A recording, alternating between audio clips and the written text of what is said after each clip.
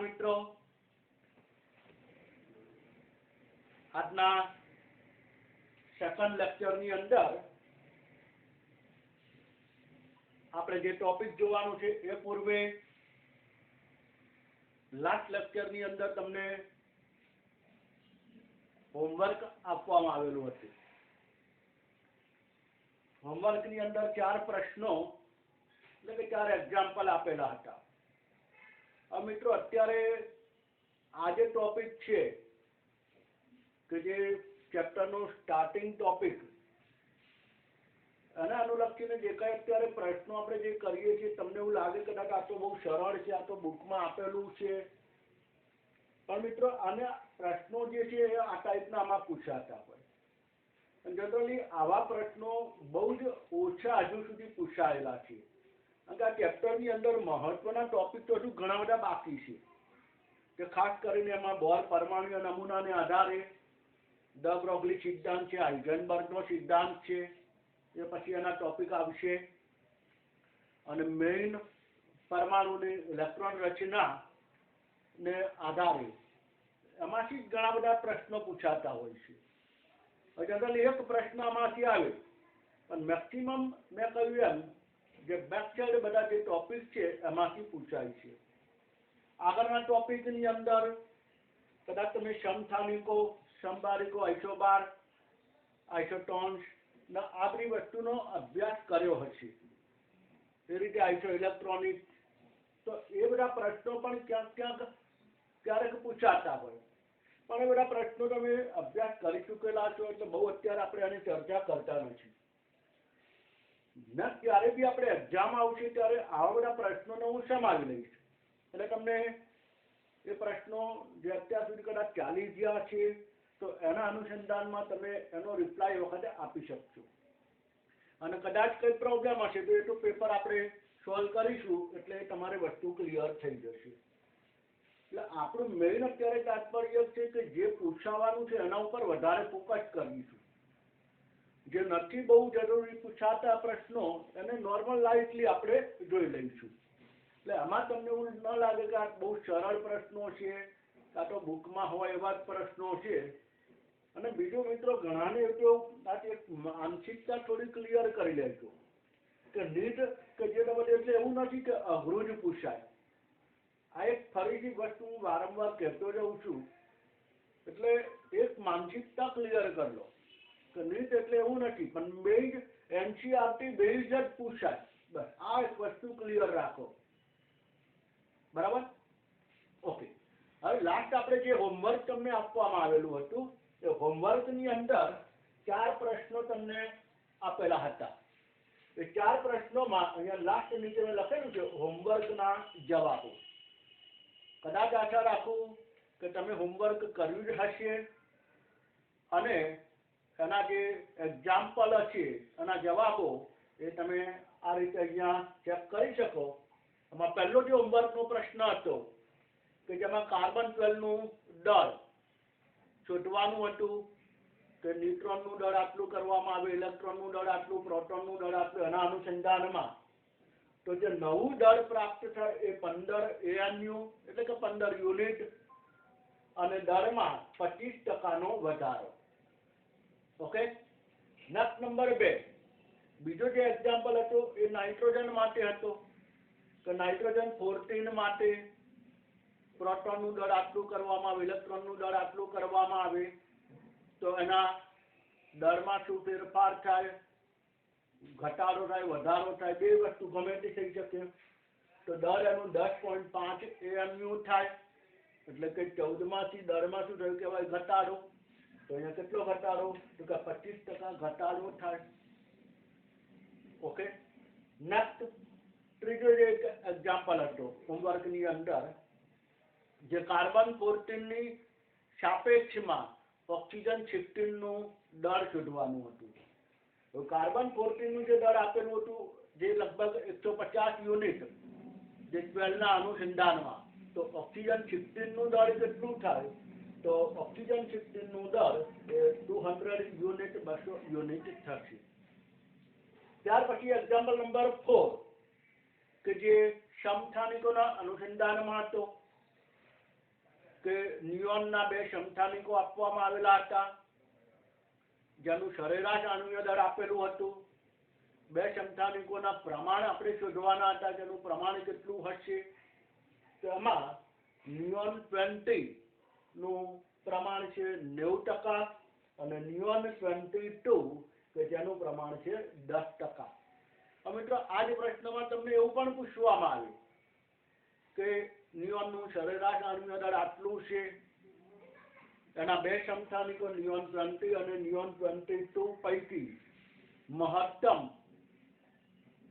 પરમાણ્વીય દળ ધરાવતા સમસ્થાનિકનું પ્રમાણ શોધો.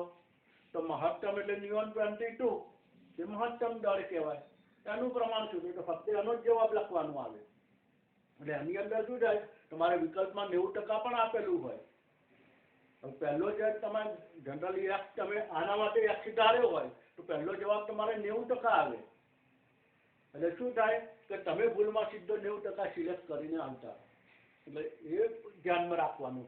બંનેનું પૂછ્યું હોય ત્યારે 90-10 નો ક્રમ, 10-90 નો ક્રમ આવું પણ હોઈ શકે. એટલે મહત્વની વસ્તુ છે કે ખરેખર આપણને શું પૂછ્યું છે, કોનો જવાબ માંગ્યો છે, એ બહુ ધ્યાનમાં રાખવાનું. કારણ કે અહીંયા 4 વિકલ્પો એ રીતે જ આપવામાં આવતા હોય છે કે તમે જે બી રીતે જવાબ લાવો એ જવાબ એમાં પણ એવો કોઈક એને ભળતો જ હોય. એટલે તમે શું કરો, તમે પહેલે હિસાબે સીધો તમારે કેલ્ક્યુલેટરમાં જવાબ આવે એટલે તમે ખુશ થઈ જાઓ, અમારે જવાબ આવી ગયો, સીધો સિલેક્ટ કરી લો. પણ વાસ્તવમાં એ જવાબ ના હોય, જવાબ કોઈ બીજો પણ હોય. એટલે પ્રશ્નને પહેલા સમજી લેવાનું. પ્રશ્નને સમજ્યા પછી એનો જવાબ તમારે સિલેક્ટ કરવાનો. એટલે એ પણ ધ્યાનમાં રાખજો. જેમ જેમ આ બધી વસ્તુ થતી જશે એટલે થોડું ખ્યાલ આવતો જશે તમને. એટલે મિત્રો આજે લાસ્ટ હોમવર્કના 4 જે એક્ઝામ્પલ હતા એના જવાબો અહીંયા તમને દર્શાવેલા છે. નેક્સ્ટ મિત્રો આજના લેક્ચરની અંદર આપણે જે પ્લાન્કનો ક્વોન્ટમ સિદ્ધાંત આના અનુસંધાનમાં કેટલાક પ્રશ્નોની આપણે ચર્ચા કરવાની છે. આમ તો લગભગ થઈ ગયેલું છે, થિયરિકલ માહિતી બધી તમે અભ્યાસ કરી ચૂકેલા છો. આઈ થિંક એક્ઝામ્પલ પણ તમને અમુક ચલાવવામાં આવેલા છે, પણ છતાં આપણે અત્યારે રિવિઝન પૂર્વે તમારું અને મારા સાથે એક ટ્યુનિંગ જળવાઈ જાય અને એટલા માટે આપણે 1-2 લેક્ચર આ રીતે જઈશું. પછી નવા ટોપિકથી આપણે શરૂ કરશું એટલે તમને એકબીજા આદાન પ્રદાનની તમને ટ્યુનિંગ બંધ થઈ જાય, તમને સેટ થઈ જાય સિસ્ટમ. એટલા માટે આપણે તો પ્લાન્કનો ક્વોન્ટમ સિદ્ધાંત, જેમાં ફોટોન કણની ઉર્જા, જે વિકિરણો ઉત્સર્જિત થતા હોય કે વિકિરણો આપાત કરવામાં આવતા હોય, રેડિયો સ્ટેશનની આવૃત્તિ હોય, કોઈ પ્રસારણ આવૃત્તિ હોય, આ જે વિકિરણ હોય કોઈ પણ, કે એ વિકિરણમાં જે નાના નાના ફોટોન કણ રહેલા હોય, એ ફોટોન કણની ઉર્જા, તો એક ફોટોન કણની ઉર્જા શોધવા માટેનું સૂત્ર E=hν. જો 1 મોલ ફોટોનની ઉર્જા હોય તો 1 મોલ એટલે એવોગાડ્રો નંબર વડે મલ્ટીપ્લાય કરવું પડે અને Ne=NaHc/λ. હવે Na એટલે એવોગાડ્રો નંબર, અહીંયા NaHν પણ સમીકરણ લખી શકાય, બરાબર. તો E=hν, મ્યુ એટલે કે c/λ, આપ જાણો છો, માટે E=hc/λ પણ લખી શકાય. આ જે સૂત્ર એ એક ફોટોન કણની ઉર્જા માટે, જ્યારે આ 1 મોલ ફોટોન કણ, એટલે મોલ કોન્સેપ્ટ લગભગ ક્લિયર હશે જ, આમ તો ચેપ્ટર નંબર 1 માં આવે છે, પણ મોલ કોન્સેપ્ટ કદાચ થોડો ક્લિયર હોવો જ જોઈએ, કારણ કે તો મેઇન બેઝિક વસ્તુ છે. તો 1 મોલ ફોટોનની ઉર્જા જ્યારે એવોગાડ્રો નંબર વડે તમારે મલ્ટીપ્લાય કરવાનું રહે, બાકી આમાંથી કોઈ પણ સૂત્ર એપ્લાય કરી શકો. ત્યાર પછી એક તરંગ આંક અથવા તરંગ સંખ્યા, જેને ν⁻ તરીકે ઓળખવામાં આવે, ઉપર 12 નું ચિહ્ન છે, ν⁻=1/λ, એટલે કે તરંગ લંબાઈનો વ્યસ્ત, જે તરંગ સંખ્યા તરીકે ઓળખવામાં આવે, કે જેનું જનરલ એકમ સેકન્ડ ઇન્વર્સ તરીકે, અથવા તો જે તરંગ લંબાઈનો એકમ જે બી હોય, સેકન્ડ ઇન્વર્સ નહીં પણ મીટર ઇન્વર્સ કે સેન્ટીમીટર ઇન્વર્સ કે એંગસ્ટ્રોમ ઇન્વર્સ, જે બી તરંગ લંબાઈનો જે એકમ હોય એના અનુસંધાનમાં તરંગ આંકનો એકમ દર્શાવવામાં આવતો હોય. એટલે આના સૂત્ર પર આધારિત અત્યારે આજના લેક્ચરની અંદર આપણે કેટલાક એક્ઝામ્પલ જોવાના છે. જેમાંના પ્રથમ એક્ઝામ્પલ અહીંયા આપવામાં આવેલું છે મુજબ એક રેડિયો સ્ટેશનની પ્રસારણ આવૃત્તિ 1200 કિલોહર્ટ્ઝ 1200 કિલોહર્ટ્ઝ છે અને બીજા રેડિયો સ્ટેશનની પ્રસારણ આવૃત્તિ 99.3 મેગાહર્ટ્ઝ નીચે લખેલું છે મેગાહર્ટ્ઝ છે. તો દરેક સ્ટેશનની તરંગ લંબાઈ શોધો. હવે મિત્રો આપેલી છે આવૃત્તિ, શોધવાનું છે તરંગ લંબાઈ. બીજી એક વસ્તુ અહીંયા ધ્યાનમાં રાખવાની કે આવૃત્તિ તમને અહીંયા આપેલી છે કિલોહર્ટ્ઝ, તો પહેલા હર્ટ્ઝમાં કન્વર્ટ કરવાનું. હવે કિલો ના પૂર્વક તમે જે છે એ 10⁻³ માટે વપરાય, તો અહીંયા 1200 10⁻³ હર્ટ્ઝ થાય અને હર્ટ્ઝ એ જ સેકન્ડ ઇનવર્સ. એટલે એ બંને ઇક્વલ છે, એટલે 1 હર્ટ્ઝ બરાબર 1 સેકન્ડ ઇનવર્સ. એટલે આવૃત્તિનો એકમ તમે હર્ટ્ઝ પણ દર્શાવી શકો અથવા સેકન્ડ ઇનવર્સ પણ દર્શાવી શકો. એ બહુ સારી કોલ છે. તો હવે આજે એક્ઝામ્પલ જે છે જેનું બેઝિક ફોર્મ્યુલા મેં લખીને રાખેલું છે. તો પ્રથમ માટે ન્યુ બરાબર 1200 કિલો હર્ટ્ઝ અને આપણે શોધવાનું છે લેમ્બડા. તો લેમ્બડા ઇઝ ઇક્વલ ટુ જેમ nu is equal to C upon lambda, તો lambda is equal to C by nu. બરાબર. સી એટલે શું? તો કે પ્રકાશનો વેગ શૂન્યાવકાશમાં તો 3 × 10⁸ મીટર પ્રતિ સેકન્ડ. જો સેન્ટીમીટરમાં લખો તો 10⁻10 બરાબર, પણ આપણે એ મીટરમાં છે તો 3 × 10⁸ મીટર પ્રતિ સેકન્ડ. હવે 1200 કિલોહર્ટ્ઝ, કિલોહર્ટ્ઝ ને કિલો દૂર કરો એટલે શું આવી જાય 10⁻3. એટલે ઉપર સી નીચે ન્યુ તો 3 × 10⁸ 1200 10⁻3. હવે છેદ ઉડાડવાના હોય તો સિમ્પલ સરળ છે. 3 × 12 એટલે 400 બરાબર. આ જે ઉપર જાય તો 10⁵ થઈ જાય. 10⁵ એટલે આ રીતે લખી શકો અને ડિવાઇડેડ બાય 400 બે શું જાય 25 ચોક 100 એટલે 250 જવાબ થઈ જાય.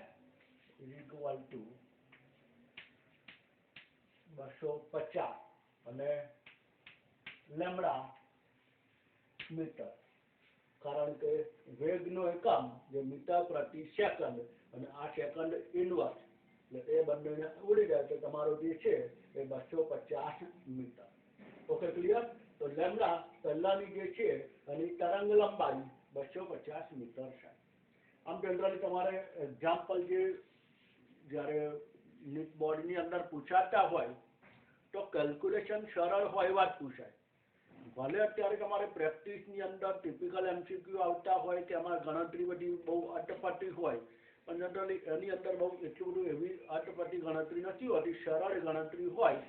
અને ઘણી વખત શું કરે કે એનું મલ્ટિપ્લિકેશન કરીને કે એનું ડિવાઇડેશન કરીને શું જવાબ આવે એ નહીં, પણ એનો ગુણોત્તર જ તમને આપી દીધેલો હોય કે આટલા ભાગ્યા આટલો જવાબ, બસ એ સીધો જવાબ મૂકી દેવામાં આવે. આવું પણ કરવામાં આવતું હોય છે. એટલે બહુ ગણતરીનું નોર્મલ આવી સરળ ગણતરીઓ જે આવતી હોય એટલે આપણે એ પ્રમાણે અહીંયા જોયેલું છે. નેક્સ્ટ આગળ કે છે 99.3 મેગાહર્ટ્ઝ એના માટેની તરંગ લંબાઈ. મેથડ સેમ ટુ સેમ થવાની. લેમ્બડા ઇઝ ઇક્વલ ટુ 3 × 10⁸ જે સી અપોન ન્યુ 99.3 મેગા, તો મેગા દૂર કરો એટલે 10⁶ છે લાગે, બાકી તો હર જે સેકન્ડ ઇનવર્સ થઈ ગયું. હવે આનો ડિવાઇડેશન કરો તો ખ્યાલ આવી જાય એવું છે,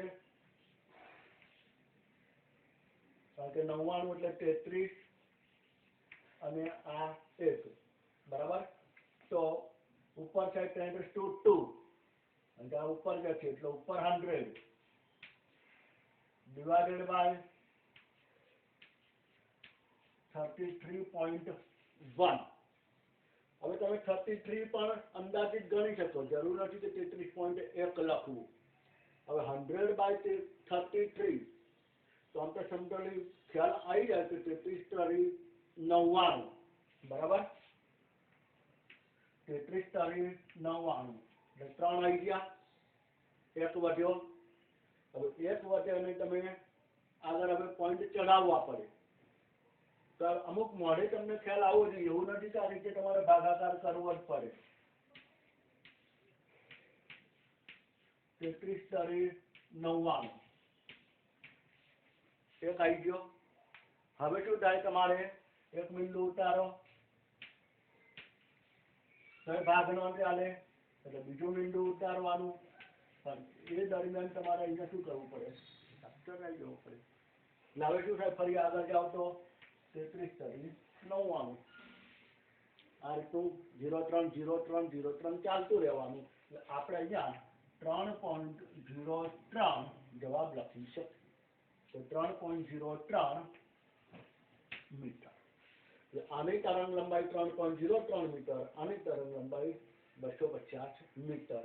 આ રીતે અહીંયા બંનેની તરંગ લંબાઈ આ રીતે શોધી શકો. બહુ સરળ ગણતરી છે. તે શક્ય ત્યાં સુધી બધી જ ગણતરી કેલ્ક્યુલેટર વગર કરવાનું પ્રેક્ટિસ કરજો. ક્યાંય કેલ્ક્યુલેટર વાપરતા નહીં. ભલે ભાગાકાર ગુણાકાર કરવા પડે, મોટા ભાગાકાર હોય કે ગુણાકાર હોય કંઈ પણ ટ્રાય કરજો. જો કેલ્ક્યુલેટરનું પહેલેથી હેબિટ પાડી દેશો ને તો છેલ્લે અંત સમયે બહુ તકલીફ પડશે. તો પહેલેથી એ રીતે પ્રેક્ટિસ કરવાનું રાખજો. ઓકે, તો આ બંને વસ્તુ આના અનુસંધાનમાં હોમવર્ક. મિત્રો પ્રશ્ન બુકનો જ છે, હોમવર્ક આપેલો છે, પણ કેલ્ક્યુલેશનના અનુસંધાનમાં તમારે પ્રેક્ટિસ છે એટલા માટે જ છે. આપણે વિધાઉટ કેલ્ક્યુલેટર જ કામ કરવાનું જે છે. પ્રશ્ન જે આપવામાં આવેલો છે એ 5800 એંગસ્ટ્રોમ એટલે કે 5800 એંગસ્ટ્રોમની તરંગ લંબાઈ ધરાવતા પીળા રંગની આવૃત્તિ અને તરંગ આંકની ગણતરી કરો. અહીંયા મિત્રો આવૃત્તિ આપેલી હતી, તરંગ લંબાઈ શોધવાની કહી. જ્યારે અહીંયા મેં શું કર્યું છે, તરંગ લંબાઈ આપી અને આવૃત્તિ અને તરંગ આંક શોધવાનો. એટલે આ જે છે તરંગ આંક બરાબર, અને બીજું શોધવાનું છે જે આના મુજબ આવૃત્તિ. બે વસ્તુ શોધવાની છે. અહીંયા આવૃત્તિ ન્યુ શોધવું હોય તો c/λ અને તરંગ આંક શોધવું હોય તો 1/λ. એમાં c નહીં આવે. Okay, clear? એટલે એક આવશે 1/5800 અને બીજામાં આવશે c/λ ને આધારે. તો c એટલે જો પ્રકાશનો વેગ 3 × 10⁸/5800. હવે આ એંગસ્ટ્રોમમાં આપેલું છે, તો એંગસ્ટ્રોમમાં આપેલું હોય તેને તમારે મીટરમાં કન્વર્ટ કરવું પડે. તો એંગસ્ટ્રોમનું મીટરમાં કન્વર્ઝન આપણને ખબર હોવી જોઈએ. હું અહીંયા લખાવતો નથી, કારણ કે આપણને ખબર હોય છે કે કેટલા એંગસ્ટ્રોમ બરાબર કેટલા મીટર થાય, કેટલા એંગસ્ટ્રોમ બરાબર કેટલા સેન્ટીમીટર થાય. આ ખ્યાલ હોવો જોઈએ. એટલે અત્યારે હું અહીંયા લખાવતો નથી, કારણ કે લખાઈ દઉં તો સીધું ક્લિયર થઈ જાય. એટલે શક્ય હોય તો આ બધું જ. હવે આજે તો હોમવર્ક ભલે બુકનો એક્ઝામ્પલ છે, પણ એવું નહીં કે પછી સીધું જોઈન્ટ કરી નાખવાનું. આ પ્રેક્ટિસ માટેના જ એક્ઝામ્પલ છે, સરળ એક્ઝામ્પલ છે. એટલે આ બેઝ આપ્યું છે એના બેઝ મુજબ જ તમારે કામ કરવાનું. એટલે જનરલી હોમવર્ક એ રીતે જ હું આપીશ કે આજે એક્ઝામ્પલ કર્યો એના બેઝનો અહીંયા એક્ઝામ્પલ આવી જાય. ઓકે, તો બંને સરળ એક્ઝામ્પલ છે, ધ્યાનમાં રાખીશું. નેક્સ્ટ મિત્રો એક સરસ પ્રશ્ન છે કે જો 6 × 10⁻³ સેકન્ડ ઇનવર્સ આવૃત્તિનો તરંગ લેતા મંગળથી પૃથ્વી તરફ પહોંચતા તેનું અંતર જો આટલા કિલોમીટર હોય તો તેને કેટલો સમય લાગે. એટલે કે આ આવૃત્તિ ધરાવતું જે તરંગ જે છે એ મંગળ ઉપરથી પ્રસારિત થાય અને પૃથ્વી પર પહોંચે ત્યાં સુધીમાં આટલું અંતર કાપે તો એને એ માટેનો સમય કેટલો લાગે. હવે જનરલી એ કિરણ કેટલા વેગથી આવે છે અને કેટલું અંતર કાપવાનું છે એને આધારે સમય નક્કી થાય. હવે વેગ જનરલી કોઈ પણ કિરણ હોય તો વેગ એનો શૂન્યાવકાશમાં પ્રકાશનો વેગ જેટલો છે 3 × 10⁸ એને આધારે વેગ નક્કી કરવામાં આવે. એટલે આમ જોઈએ તો બહુ સરળ વસ્તુ છે. આની જે આવૃત્તિ આપેલી છે એની સાથે કોઈ લેવા દેવા છે જ નહીં, કારણ અહીંયા સીધી જ વસ્તુ આપણે જે સૂત્ર જાણીએ છીએ કે વેગ બરાબર અંતર ભાગ્યા સમય. આ સિમ્પલ સૂત્ર છે, વેગ બરાબર અંતર ભાગ્યા સમય. હવે અંતર કેટલું છે તો 8 × 10⁷ કિલોમીટર અને મીટરમાં કન્વર્ટ કરવાનું. અને વેગ તો પ્રકાશનો વેગ 3 × 10⁸ મીટર પ્રતિ સેકન્ડ. શું મળી જાય? સમય મળે આપણને. અને એને આધારે આપણે સમય કેલ્ક્યુલેટ કરવાનો. બરાબર? તો આ સૂત્રને આધારે તમે અહીંયા લખી શકો કે સમય બરાબર અંતર ભાગ્યા વેગ. બરાબર? ચાલો હવે સમય ઇઝ ઇક્વલ ટુ અંતર કેટલું છે તો 8 × 10⁷ કિલોમીટર.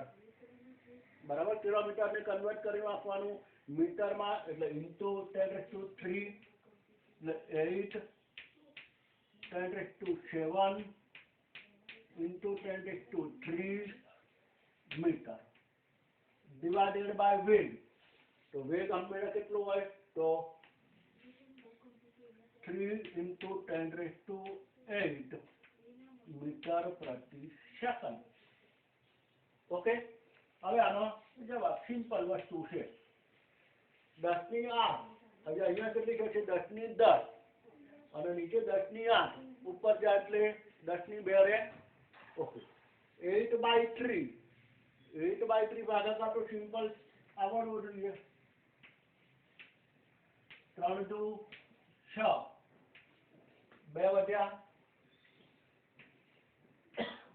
શૂન્ય ઉતારી 3 સંગ 18 2 વધ્યા શૂન્ય ઉતારો એટલે એ રીતે શું થવાનું 2.66 એટલે 2.66 ઇન્ટુ ફરીથી 7 ને 3 10 અને નીચે 8 એટલે ઉપર 10⁻2.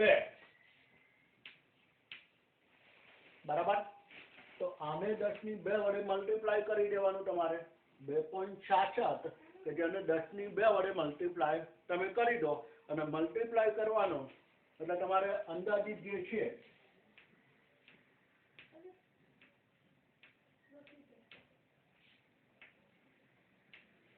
$266 સેકન્ડ. બરાબર? Into 100 2.66 into 10⁻². એટલે અહીંયા 7 ને 3 10 અને 8 એને આધારે 2 8/3 2.66 એટલે આટલી સેકન્ડ થઈ ગઈ. Okay, clear? અને જો મિનિટમાં કન્વર્ટ કરવું હોય તો ટૂંકમાં 1 મિનિટમાં સેકન્ડ કેટલી 60. તો એને આધારે જો 266 સેકન્ડ હોય તો એને આધારે 2 મિનિટની સેકન્ડ કેટલી બને 120, 3ની 180, 4ની 240 એટલે 240. તો આમાં આવી ગયું 266 એટલે શું રહે જો 240 + 26 આવું થાય 240 + 26 પણ 240 એટલે શું રહી ગયું 4 મિનિટ પ્લસ કેટલી રહી 26 સેકન્ડ. એટલે આ રીતનો પણ જવાબ આપી શકે 4 મિનિટ 26 સેકન્ડ. એટલે કે આ જે આવૃત્તિનો તરંગ મંગળથી પૃથ્વી પર પહોંચે તો આટલા કિલોમીટરનું અંતર કાપતા અને 4 મિનિટ 26 સેકન્ડ લાગે. આનો સમય છે. એટલે આની અંદર અને આવૃત્તિ તરંગ સાથે કોઈ લેવા દેવા નથી. અંતર સાથે કારણ કે જે કિરણ આવી રહ્યું છે એનો વેગ 3 × 10⁸ જ હોય જે જનરલી આપણે સ્વીકારેલો છે. હા, એનો કોઈ વેગ તમને આપવામાં આવેલો હોય તો વસ્તુ અલગ છે. જનરલી આપણે એનો પ્રકાશના વેગની સાથે આપણે ગણતા આવીએ છીએ. એટલે સમય તો તમારો અંતર ભાગ્યા વેગને આધારે અંતર જે આપેલું છે કિલોમીટરમાં અને મીટરમાં કન્વર્ટ કર્યું અને વેગ આપણો મીટર પ્રતિ સેકન્ડમાં છે અને એને આધારે આ તમારો જવાબ જે છે એ સેકન્ડ આવે, એટલે કે અહીંયા 266 સેકન્ડ, અને 266 સેકન્ડ એટલે તમે લખી શકો 240 પ્લસ 26, 240 એટલે કે 4 મિનિટ થઈ ગયું, અને બાકી રહી 26 સેકન્ડ. તમે આને જો 60 વડે ભાગવા જશો ને તો તમને પ્રોપર જલ્દી ખ્યાલ નહીં આવે, બરાબર? એટલે આપણે આ રીતે કન્વર્ટ કરી દેવાનું, એટલે 4 મિનિટ 26 સેકન્ડ. એટલે અંદર જો જવાબ આપ્યો હોય તો જ, માની લો કે અંદર વિકલ્પમાં આવો મિનિટ અને સેકન્ડ સાથેનો જવાબ આપ્યો છે, તો તમારે શું કરવાનું, જે જવાબો આપ્યા છે એને કન્વર્ટ કરી જુઓ સેકન્ડમાં. તમને કોઈ જવાબ આપ્યો છે કે 3 મિનિટ 24 સેકન્ડ, તો 3 મિનિટ એટલે 180 સેકન્ડ, અને પ્લસ 24 એટલે 204, તો 204 સેકન્ડ આવે છે ના, 266 છે. એટલે એ પણ સરળ પડે. એટલે એવું જરૂરી નથી કે આ આપ્યો હોય અમે આમાં કન્વર્ટ કરો ને જવાબ શોધો. ઘણી વખત જવાબને કન્વર્ટ કરી દો, કારણ કે જવાબને કન્વર્ટ કરવું બહુ સરળ પડે, તો તમને 4માંથી એક જવાબ સરળતાથી મળી જાય. એટલે આ જે પ્રશ્ન છે એ એક સારો પ્રશ્ન છે, એ ધ્યાનમાં રાખીશું. ત્યાર પછીનો નેક્સ્ટ ક્વેશ્ચન, હવે આના અનુસંધાનમાં કોઈ આપણે અત્યારે હોમવર્કમાં આપણે આપતા નથી, પણ અંદાજિત ખ્યાલ આવી જાય. નેક્સ્ટ ક્વેશ્ચન છે, 2 ઇલેક્ટ્રોન વોલ્ટ ઉર્જા ધરાવતા ફોટોનની આવૃત્તિ અને તરંગ લંબાઈ શોધો. 2 ઇલેક્ટ્રોન વોલ્ટ ઉર્જા. હવે ઇલેક્ટ્રોન વોલ્ટમાં ઉર્જા જે ઇલેક્ટ્રોન વોલ્ટ એકમમાં આપેલું હોય અને જૂલમાં કન્વર્ટ કરવા માટે આપણે અહીંયા ધ્યાનમાં રાખીશું.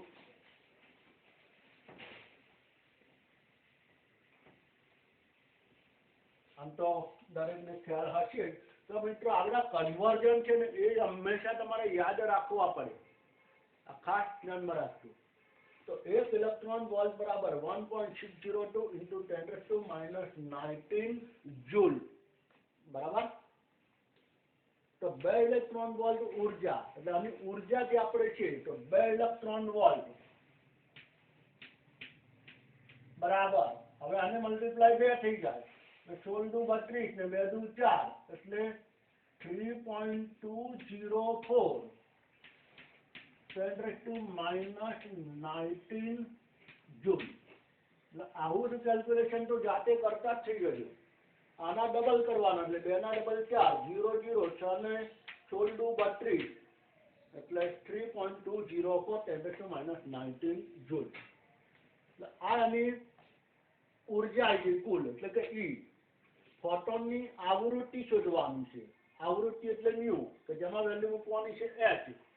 h ની વેલ્યુ આપણને ખબર જ છે 6.626 10⁻34. વેલ્યુ આપણે અહીંયા એપ્લાય કરીએ તો E બરાબર કેટલું થઈ ગયું? આ,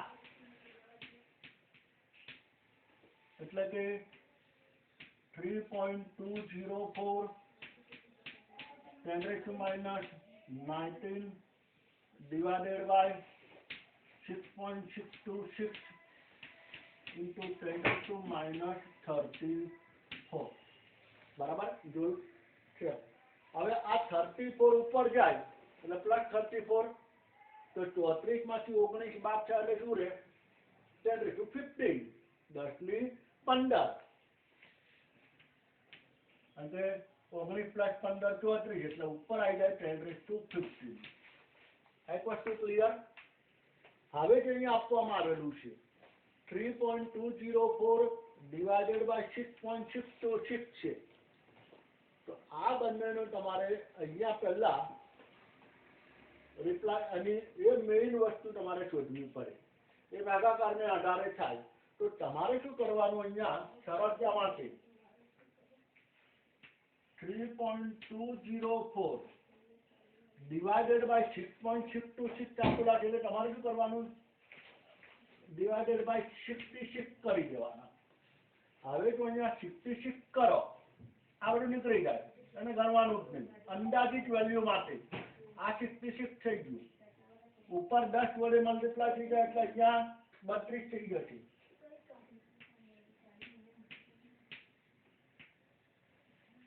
બરાબર ખ્યાલ આવ્યો? જો ફરીથી સમજાવી દઉં તો તમને ખ્યાલ આવે. અમુક વસ્તુ તમારે અંદાજિતથી જ ચાલવાનું. તમારે ઉપર અહીંયા આપેલું છે 3.204, 204 ને જવા દો અને 00 લખી કરો તો પણ ચાલે. નીચે જે છે એને આપણે 6.6 કરી દો, બરાબર, કારણ કે આ 6.63 જ આવવાનું છે એટલે બહુ કઈ ફરક નહીં પડે એટલે 6.6 કરી દીધું. આ અહીંયા નીકળે એટલે ઉપર 10 આવે એટલે કે અહીંયા કેટલા થઈ જાય 32 થઈ જાય. તો કહેવાનો મતલબ 32/66 તમારે કરવાના છે. 32/66 તો એ આપણે અહીંયા જોઈએ.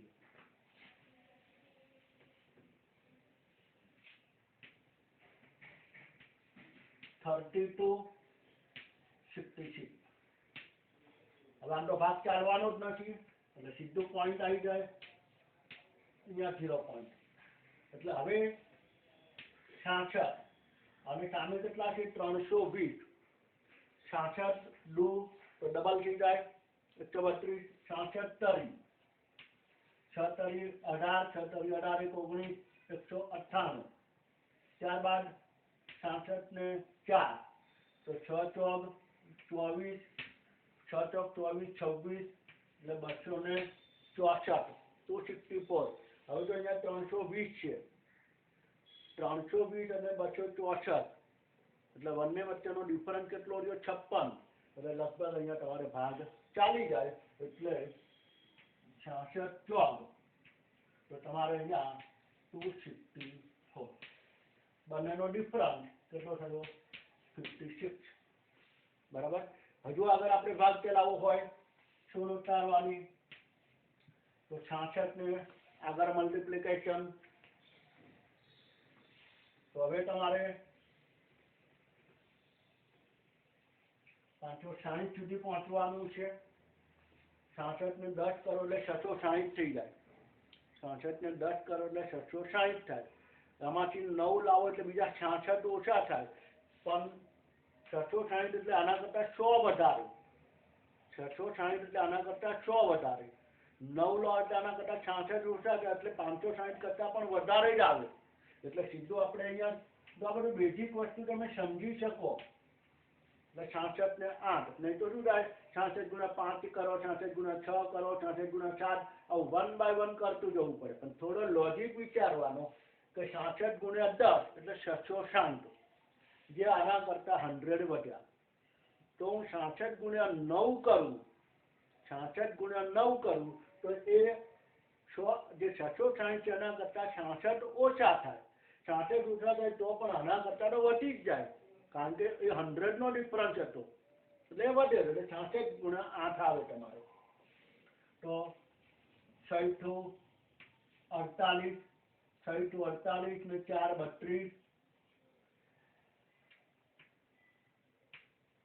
32, 6 × 48, 48 ને 4 52 એટલે 528. 5 to 8 તો અહીંયા 8. હવે આપણે ડિફરન્સને કશું કરવાની જરૂર જ નહીં, આપણે સીધું પોઈન્ટ 48 માં જ જતું રહેવાનું, બીજું કંઈ કરવાની જરૂર નથી. એટલે આ તમારો અહીંયા જવાબ સીધો આવી ગયો 0.48 into 10⁻50 બરાબર. એટલે આ પછી સીધો નીકળી જ જાય. પછી અહીંયા આગળ કંઈ ભાગાકાર બહુ ડીપમાં જવાની જરૂર નહીં, તમને જવાબ મળી જ જાય અંદર.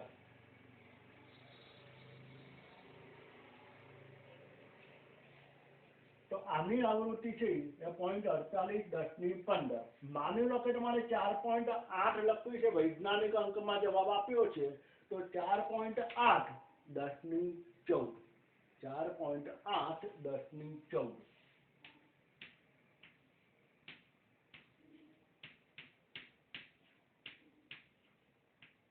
અને આવૃત્તિ છે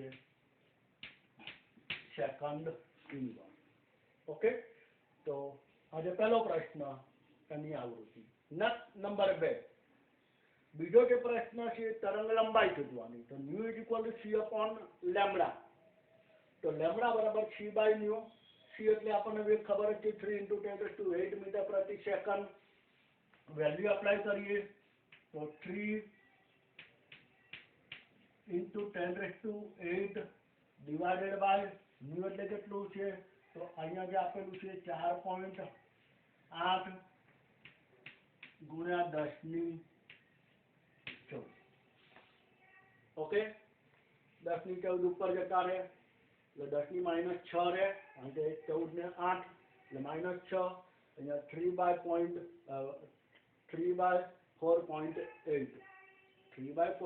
એટલે આમ તો 16 કરી 48 એટલે 1.6 નીચે લખી શકાય બરાબર સમજજો જો આને ડિવાઈડ કરો એટલે નીચે શું આવે 1.6 આવે કે ના આવે તો શું થયું 1/1.6 છે 1/1.6 ઇન્ટુ આજે ઉપર જતું રહ્યું એટલે ઉપર આવી ગયા 10⁻⁻6 છે એટલે 14 ઉપર જતા રહ્યા એટલે આ જે આવી ગયું તો 10⁻⁻6 ઓકે ક્લિયર તો 1/1.6 ઇન્ટુ 10⁻⁻6 1/1.6 નો તમારે ઉકેલ લાવવો પડે તો એ ઉકેલ માટે તમારે શું કરવાનું આવે સમજી લો એક આને અહીંયા 16 કરી દઈએ એટલે ઉપર 10 થઈ જાય ઓકે તો 16 અહીંયા 10/16 કરવાના ભાગ નહીં ચાલે પોઈન્ટ 0 પોઈન્ટ એટલે 16 96 કેટલા વધ્યા 4 હજુ બિંદુ તો હજુ હવે આવે 16 32 કેટલા આવ્યા 8 બિંદુ 16 85 તો 0.625 થઈ ગયો એટલે આની વેલ્યુ કેટલી આવી ગઈ 0.625 ઇન્ટુ 10⁻⁻6 તો છે જ ક્લિયર એટલે 0.625 ઇન્ટુ 10⁻⁻6 આટલી આની તરંગ લંબાઈ જે તમારે જે છે હવે એને તમારે જો વૈજ્ઞાનિક અંકમાં લઈ જાઓ તો 10⁻⁻7 થશે એટલે કે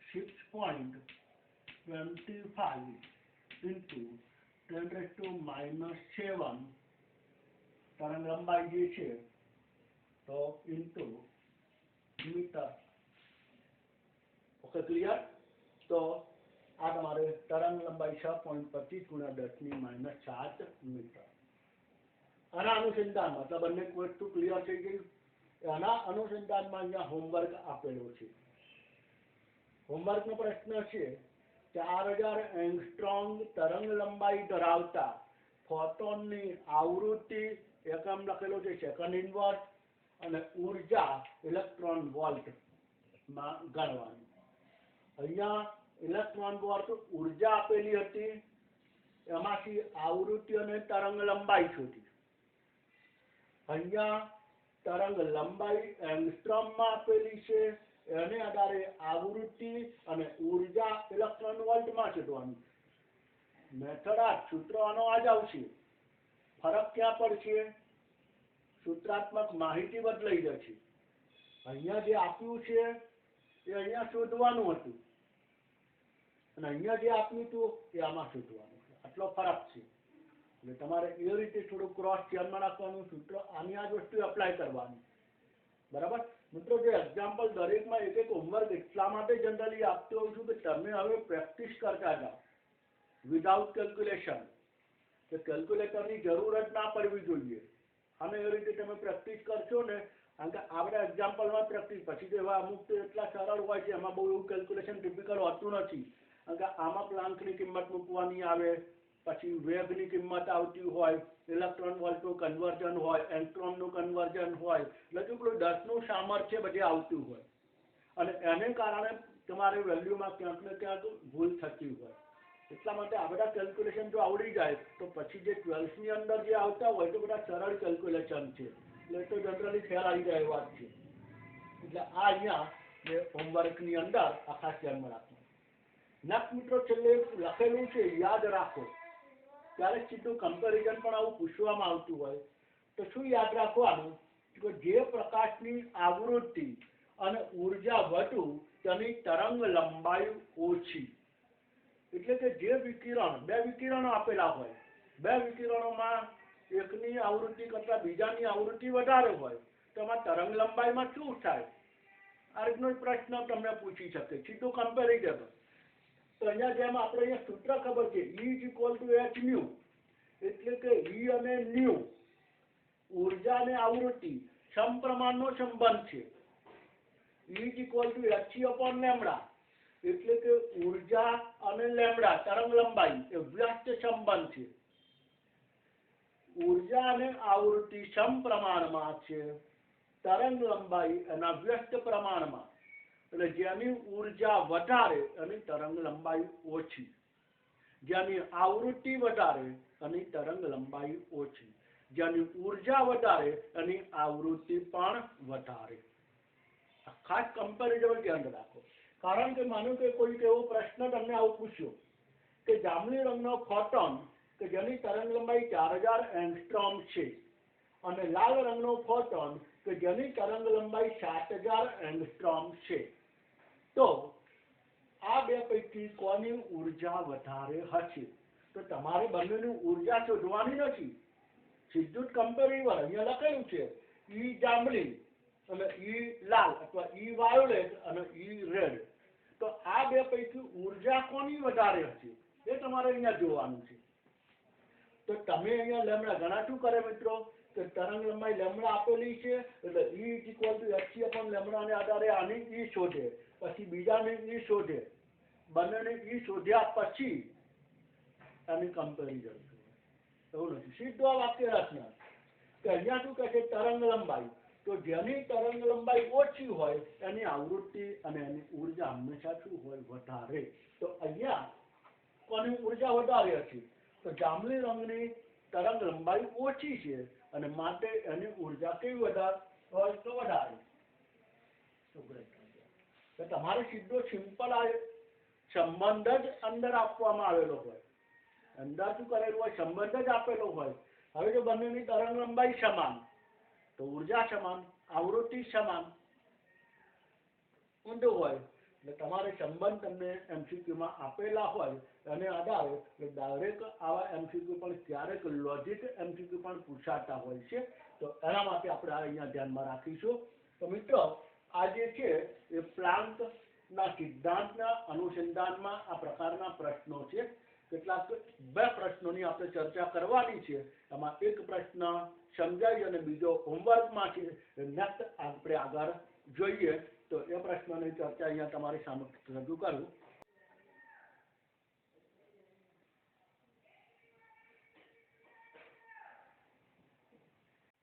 નેક્સ્ટ મિત્રો, બે વિકિરણની ઉર્જા અનુક્રમે 25 ઇલેક્ટ્રોન વોલ્ટ અને 50 ઇલેક્ટ્રોન વોલ્ટ છે. તો તેમની તરંગ લંબાઈ λ1 અને λ2 વચ્ચેનો સંબંધ મેળવો. એટલે કે બેની ઉર્જા આપેલી છે તો એની તરંગ લંબાઈ વચ્ચેનો સંબંધ મેળવવાનો છે. મિત્રો આની અંદર એક આ વસ્તુ આપણે ધ્યાનમાં રાખવાની. આને આધારે તમે એવું કહી શકો અથવા તો અહીંયા લખી રાખું E ચલે છે 1/λ. આ એક બેઝિક આપણે ધ્યાનમાં રાખીએ કે E ચલે છે 1/λ, એટલે કે E અને લેમ્બડા એકબીજાના વ્યસ્ત પ્રમાણમાં હોય તો આવો સંબંધ લખી શકાય. E1 by E2 is equal to, જો વ્યસ્ત સંબંધ હોય તો ઉલટો થઈ જાય, λ2 by λ1. આ સંબંધ યાદ રાખવાનું છે. કમ્પેરિઝન સંબંધથી પ્રશ્નો પૂછાતા હોય છે એટલા માટે. હવે બહુ સરળ છે. આ 25 આપેલું છે અને 50 આપેલું છે. આપણે λ1 λ2 વચ્ચેનો સંબંધ મેળવવાનો છે. તો અહીંયા E1 બરાબર 25 આપેલું છે, E2 બરાબર 50 is equal to λ2 by λ1. Okay, 25 દુ 50 પણ 2 ક્યાં આવશે? નીચેના ભાગે. λ1 આ બાજુ જાય તો λ1 આ 2 આ બાજુ, એટલે કે સંબંધ તમારો શું બને? λ1 ઇઝ ઇક્વલ ટુ બે બાજુ આવે એટલે 2 અને λ2 એટલે એ બે વચ્ચેનો સંબંધ એ તમે આ રીતે અહીંયા દર્શાવી શકો જે તમને MCQ માં આપેલું હોય બરાબર એટલે જો તરંગ લંબાઈ બમણી હોય E1 કરતા E2 બમણી તો E2 ની તરંગ લંબાઈ કેવી હોય એના કરતા અડધી હોય એટલે તરંગ લંબાઈમાં ક્રોસ થઈ જાય આમાં જો E1 is equal to 2E2 બનશે એટલે તમે સમજી શકો છો E1 કરતા E2 ડબલ છે તો તમારે E2 બરાબર 2E1 થયું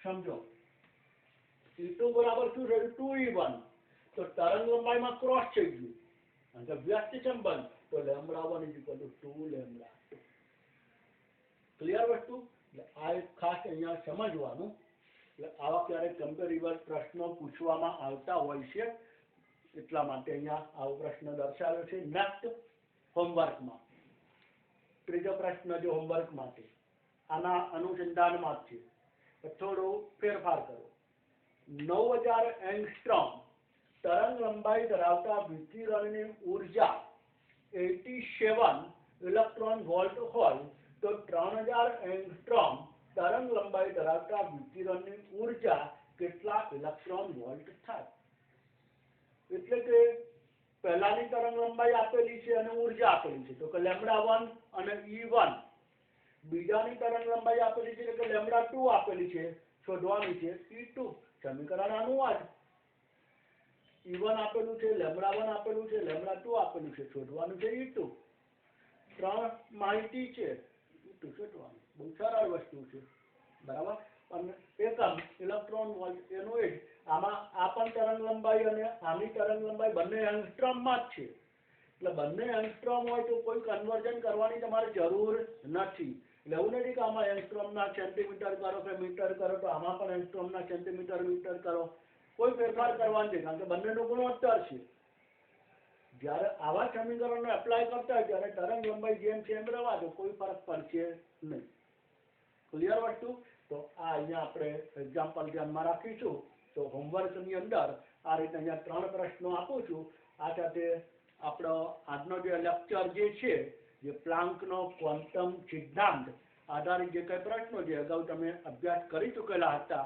એને આપણે અહીંયા પૂર્ણ કરીશું હવે નેક્સ્ટ લેક્ચરથી આપણે એક નવા ટોપિકની શરૂઆત કરીશું અને ધીરે ધીરે હવે એવા ટોપિક આવતા જશે કે જે મોટે ભાગે નીટની અંદર કે JEE બોર્ડમાં પૂછાતા હોય છે એવા પ્રશ્નોની આપણે નેક્સ્ટ ધીરે ધીરે ચર્ચા કરતા જઈશું આશા રાખું કે આ પ્રશ્નો સમજાતા જશે અને હોમવર્ક પણ આપ કરતા રહેશો કદાચ આપને કોઈ પણ પ્રશ્ન હોય તો લેક્ચરની શરૂઆતમાં મેં મોબાઈલ નંબર આપેલો જ છે અને એ મારો વોટ્સએપ નંબર છે કે કંઈ પણ પ્રશ્ન હોય તો વોટ્સએપ ઉપર આપ સંપર્ક કરી શકો ખાલી વોટ્સએપમાં મને મેસેજ કરો ફર્સ્ટ તો પહેલાં આમાં તમારું નામ અને ક્લાસ આ ખાસ એટલે ક્લાસ તો જનરલી E કે N બેમાંથી એક જ હશે પણ નામ અને ધોરણ ખાસ 11 સાયન્સમાં છો કે 12ની અંદર પણ ઘણા બધાના રિપ્લાય આવતા હોય છે તો એ ખાસ સ્ટાન્ડર્ડ અને ક્લાસ કે નામ આટલી વસ્તુ તમે સૂચન કરજો એટલે પછી મને ખ્યાલ આવી જાય